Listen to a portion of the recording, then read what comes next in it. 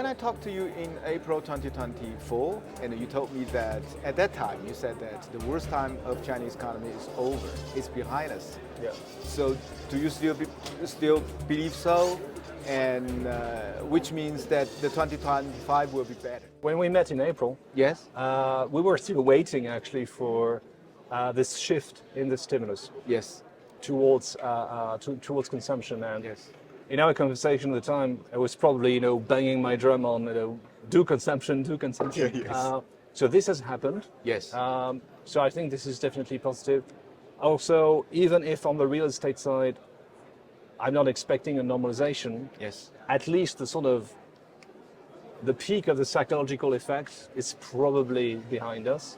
So that should gradually lift the economy. So yeah, I stand by my word. About the WEF 2025 Chief Economist Outlook, and you are one member of this committee. So first of all, what's the takeaway?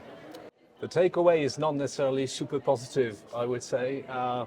There's a majority actually of members who believe that the economy could be slower actually in 2025. Not everywhere, but where the US is certainly doing fine.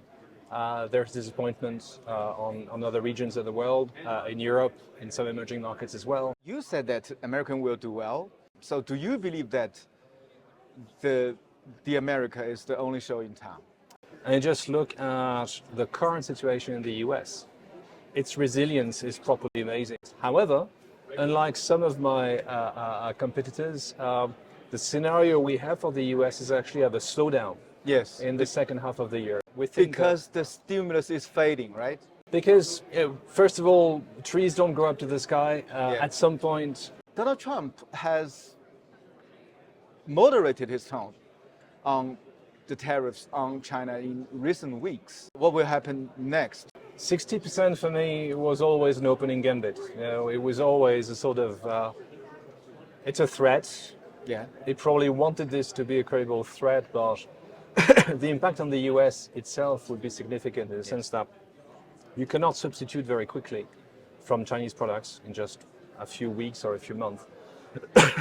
So the negative impact on consumer spending in the US on inflation would be significant.